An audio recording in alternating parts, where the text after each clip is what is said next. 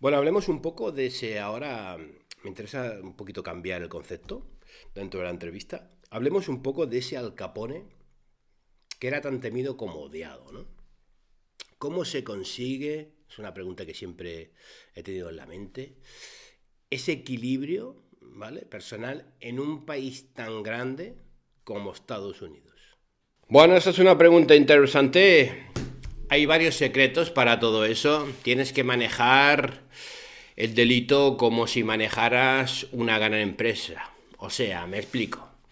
Un buen publicista asociado a los sobornos y a la prensa, aparentar una imagen de bonachón en los actos sociales, como yo, ¿me ves? Qué típico bonachón. Oh, good morning. Ok. La apertura también de comedores sociales fue también importante, eso ayudó mucho. Pues en la época de la Gran Depresión el pueblo americano pasaba hambre de verdad. Saber sobornar a todo el mundo y con grandes cantidades, no hay nada peor que un sobornado descontento. A la que pueda se alineará con tu enemigo y eso no es bueno. También importante ser un buen padre de familia, también ayuda mucho, pues te hace un poco más humano, aunque luego tengas que asesinar a cualquiera de tus enemigos. Pero sobre todo, hay uno en concreto que es tener mucho, mucho dinero. Sin mucho dinero ya puedes ser el más listo del planeta, que no hay nada que hacer. Es lo que le pasaba en su día a Pablo Escobar y compañía. Sin mucha plata, no hay nada que hacer. Bueno, esto que explicas está muy bien, pero en toda esta ecuación, Al, no podemos olvidar los muertos y asesinatos en las calles de Chicago, tristemente, ¿no? En este caso en concreto, en esta pregunta en concreto, ¿qué tienes que decir a eso? Bueno, pues me refiero a que no solo yo vivía en Chicago, también estaban las bandas rivales y los que iban por su cuenta. Igualmente, en aquella época todo lo que pasaba me lo atribuían a mí, no hay duda. Me acusaron a mí de todas las muertes, excepto quizás de las bajas de la Primera Guerra Mundial, que por defecto no me las podían incluir a mí de ninguna de las maneras. Y con tantos flancos abiertos como tenías, ¿podías dormir bien y sin preocupaciones? Bueno, para manejar este mundillo hay que ser algo especial, eso no tengas ninguna duda. Se podía tratar el negocio como cualquier hombre trata el suyo, pero algo en que trabajar durante el día y olvidarse de él cuando vuelves a casa por la noche. Pero pregunto yo, digo, ¿no es demasiada presión durante el día teniendo en cuenta la idiosincrasia del negocio? Bueno, yo tenía un lema que se hizo bastante popular que decía, no te preocupes por el problema hasta que el problema te moleste de verdad. Bueno, a ver, como pista no está mal. Seguro que alguno de nuestros oyentes ha cogido papel y lápiz y está tomando nota, ¿no? Cuando comentas, por ejemplo, lo de ser un buen padre de familia, según los historiadores, ¿vale? Y tu historia, que más o menos se sabe, comentan que estuviste muchos años casado, ¿no? ¿Es eso cierto? Sí, totalmente. Para ser más concreto, estuve casado 30 años con Mae Cullen, mi esposa. Me acompañó durante toda mi vida y me dio un hijo varón. Una gran mujer. Vale, y entonces, ¿cómo se compagina una vida de gángster y de prostitución con un matrimonio feliz? Bueno, eso creo que sí que es una buena pregunta, pues respetándose y no metiéndose en terreno ajeno. Mi profesión era la que era y punto, pero si por casualidad te crees que con ella no disfrutaba siendo mi esposa, te equivocarías totalmente. Moe, como quieras llamarle, era muy feliz a mi lado. Además de eso, le gustaba mucho la sofisticación y el lujo. Le encantaba tener sirvientes que le hicieran las tareas domésticas, así también le podía dedicar el tiempo a nuestro hijo, que yo, por supuesto, no le podía dedicar. Bueno, me consta por lo que dicen los libros, ¿no? Que los Capone erais un núcleo familiar importante, ¿no? Mujer, hermana, madre, hermanos. ¿Cómo se comporta un mafioso como tu envergadura ante los, por ejemplo, ante los típicos problemas familiares de un padre normal y corriente, ¿no? Por mucho que tú fueras también un derivado de la mafia. ¿Cómo se comporta un padre así en el día a día? Bueno, lo primero, lo mejor que uno pueda. Pues tiene que tener en cuenta que en tu esposa, madre e hijos no te puedes liar a tiros. Eso tienes que tenerlo en cuenta. Siempre hacía el papel de pacificador en su máxima esencia. Y si veía que la cosa se me iba de las manos, tenía que dar un golpe encima de la mesa y por supuesto que todos a callar. Pero para ser justos, pocas veces me hizo falta tener que ponerme duro. Bueno, en este caso, estas palabras que me comentas, no sé si te acercan un poco más al mundo terrenal o quizás me hacen a mí tenerte un poquito más de miedo. Menos mal que te tengo enfrente y... nah, es una broma. Pero bueno, era uno de tus lemas de vida y familia, ¿no? Por tanto, respetable, por lo que explicas. Bueno, así eran las cosas en mi familia. Había que ser correcto con todos y sociable con otros. Y por supuesto, amigo de muy pocos. Hablando ahora, por ejemplo, un poquito más de tu vida de gángster, es de todos sabido que en la época en la que viviste hubo muchos disparos y ametrallamientos, ¿no? Sobre todo con los subfusiles Thompson, aquellos tan famosos, ¿no? Que tenían la de esto redonda de las balas, ¿no? Que disparaban muchísimas balas por minuto, me imagino, ¿no? Recientemente, esto te lo comento porque recientemente en Estados Unidos ha habido una masacre en Texas, ¿no? En Texas, llámale como quieras, donde un menor de edad ha acribillado pues a tiros a varios menores en un colegio de Texas, ¿no? En este caso en concreto, si nos trasladamos al mundo moderno, tú en concreto, ¿qué opinión tienes sobre el tema de las armas? Sobre todo, lo pasamos ahora, si puedes, al tema del siglo en el que estamos ahora, en el 2022, finales de 2022.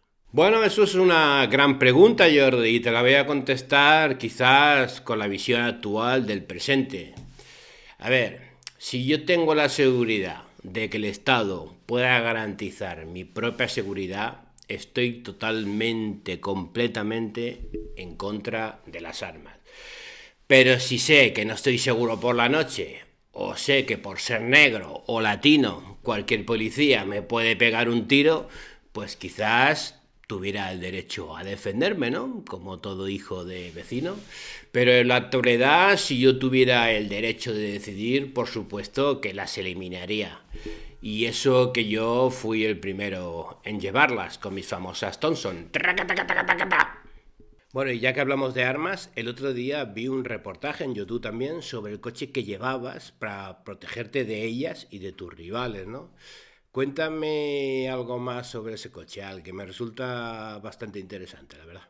Bueno, estaba claro que había que protegerse de alguna manera más sofisticada. Por aquellos entonces, mi mujer tenía un pariente que poseía un concesionario de autos de lujo. Fui y le compré varios. Uno de ellos fue un Cadillac Sedan del 1928. Me lo reforcé a conciencia para poder viajar tranquilo por la ciudad. Bueno, creo que en este caso se puede decir que hasta en eso fuiste un adelantado a tu tiempo, ¿no? ¿Cómo lo conseguiste blindar y a quién acudiste para ello en este caso? Bueno, la historia tiene su gracia, para que nos vamos a engañar, pues el dueño de taller de carrocería, que si no me acuerdo mal se llamaba un tal Ernest Captran, se negó a realizarlo por completo, sobre todo después de todas mis peticiones. Pues solo de los vidrios tenían 2 centímetros de grosor, mi querido Jordi. Y el contrachapado le pedí que me pusiera 1.300 kilos de blindaje. Bueno, la verdad es que me puedo imaginar la cara del carrocero cuando le exigiste tal cosa y me imagino que sería difícil decirle que no por aquellos entonces Al Capone, ¿no? Me imagino. Bueno, pues no le hizo ninguna gracia, si la memoria no me falla. La primera respuesta de este hombre fue contundente por su parte. No hacemos ese tipo de trabajo aquí, me dijo. Muy contundente a uno de mis esbirros, si no me falla la memoria. Bueno, en este caso no me expliques el final, que quiero que me lo imagino. ¿Lo acabaste convenciendo? No tengo duda.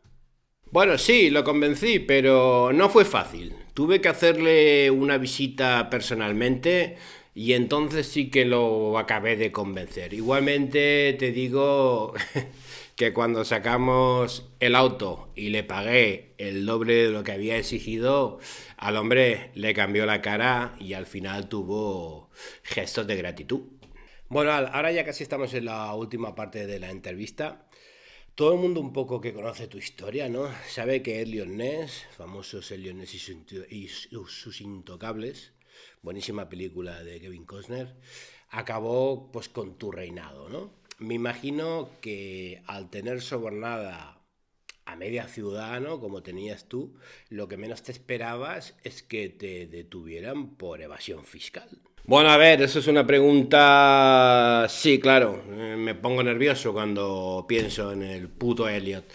Por supuesto que no. Yo sabía que Elliot Ness venía detrás mío, pero yo estaba protegido por una legión de abogados y jueces. ¿Qué me iba yo a imaginar que acabaría pudiendo conmigo? Bueno, un tipo listo, Elliot Ness y sus Intocables. Explícanos en este caso en concreto cómo lo hizo para pillarte. Bueno, fue muy listo, tan sencillo como meter una rata en mi organización, un traidor que si no me acuerdo mal de su nombre se llamaba Edward Howard, que me servía de asesor en mis negocios. En realidad era un agente encubierto. Este tipo colaboró con Elliot Ness y la fiscalía ayudando a descifrar mi fiscalía. Y en base a lo que cuentas y lo que tú eras, ¿no se te ocurrió sobornar o intimidar al jurado como hacías siempre? Sí, claro que sí, Jordi, y casi llegó a funcionar. Si no llega a ser por el juez Wilkinson, lo hubiera conseguido, pero el juez, que era muy listo, al enterarse, cambió al jurado en mitad del juicio, algo que nunca se había visto en Estados Unidos por aquella época. Y por supuesto que me condenaron a 11 años de prisión por 23 cargos de invasión de impuestos. Bueno, la verdad es que creo que fue una idea brillante, por parte de Lyonés, no cabe duda. Eh, una vez te encarcelan y estás allí, digamos, enracholado, como se llama vulgarmente, mi pregunta sería, ¿se pueden manejar los hilos de un imperio del crimen desde una cárcel en Estados Unidos?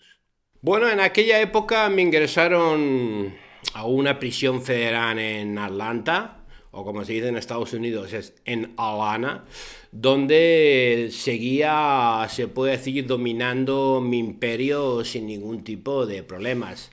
Tenía buena comida, las mejores prostitutas y ya de paso ordené que cosieran a balazos a la rata que me delató. Ese al final no se escapó de un tiroteo. Bueno, también me imagino que por eso te acabaron llevando a Alcatraz, ¿no? Que por ser tan evidente lo tuyo. Creo yo, vamos. Sí, sin duda alguna fue una sorpresa para mí, pues yo seguía sobornando a jueces y políticos desde la cárcel. Pero la presión política de la Casa Blanca pudo con todo y al final fui a parar a la roca. La verdad es que mala suerte la mía. Y una de las dudas que tengo es, ¿era Alcatraz tan dura como decían? Porque en este caso aquí las películas que han dado Alcatraz siempre, por ejemplo la de Clint Eastwood, ¿no? Gran película, se centraban pues mucho más en lo que era la fuga que lo que era pues una prisión tan dura, ¿no? Como sería. Entonces, vuelvo a repetir la pregunta. ¿Era Alcatraz tan dura como decían? Sí, sin duda alguna sí, querido Jordi. Me tenían controlado 23 de las 24 horas los guardias de la prisión. Ríete del Chapo Guzmán. Solo salía de la celda 1 hora al día para estirar las piernas en el patio, cosa que casi me acabó volviendo loco. ¿Y qué tal fueron tus últimos días allí? ¿Lo pasaste bien? ¿Lo pasaste mal? Bueno, la verdad es que fueron patéticos, para qué nos vamos a engañar. Entré en depresión, ya no tenía ningún tipo de poder, sino además todo lo contrario, además enfermé, por desgracia para mí, de gravedad, por una sífilis mal curada de joven, y me acabaron soltando de la cárcel para que acabara pasando los últimos días de mi vida al lado de mi familia. Acabé muriendo, creo que la autopsia dijo de bronconeumonía cuando tenía 48 años, quizás demasiado joven para morir, aunque viví intensamente, eso es verdad. Bueno, yo personalmente creo que moriste joven, ¿no? Como yo que sé, como las grandes estrellas de Hollywood o las estrellas de rock. Y tu reinado también fue intenso, pero corto, para que no vamos a engañar. Aún así, has pasado a la posteridad y eso tampoco lo consigue todo el mundo. Sí, tal como tú lo dices, no hay que duda que así fue. Ahora, por ejemplo, tú imagínate, no es que queramos hacer apología del AMPA ni del crimen, ¿vale? Pero si tú tuvieras ahora mismo que darle algún consejo a algún joven mafioso, ¿vale? ¿Qué le dirías? ¿Qué le aconsejarías? Bueno, si le tuviera que dar un consejo, le diría que se piense bien antes de hacer el mal. Su vida estará quizá llena de lujos, pero también de peligros, no nos olvidemos, y sobre todo la posibilidad de algún día te maten a ti y a los tuyos. Por lo que dices entonces, recomiendas el trabajo honrado. Bueno, a ver, no es que recomiende yo el trabajo honrado, pero que cada uno haga lo que le venga en gana, pero que luego se atenga a las consecuencias. De nada sirve una vida tan fácil y lujosa si te vas a acabar pudriendo en la cárcel. Existen un sinfín de negocios que se pueden realizar sin necesidad de perjudicar a nadie. Bueno, yo en este caso en concreto te doy totalmente la razón, ¿vale, Al? O sea, existen un sinfín de negocios que se pueden realizar sin la necesidad de dar por saco a nadie, ¿no? Sí que es verdad que parece un camino fácil, pero luego al final si examinas un poco la vida de todo el mundo, el que no ha morido, el que no ha muerto en la cárcel, ha muerto a balazos o ha muerto, yo qué sé, repasando un poquito la historia de los grandes narcotraficantes y delincuentes, ¿no?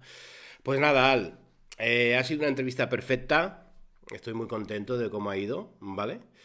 Gracias por estar aquí con nosotros. Ahora vamos a pasar a las últimas preguntas, que es un poquito pues lo que hacemos a todo el mundo, ¿no? Después de la entrevista hacemos unas últimas preguntas cortitas para ya acabar la entrevista, ¿ok? Por tanto, chicos, chicas y chiques, nos vemos en las últimas preguntas a Al Capone.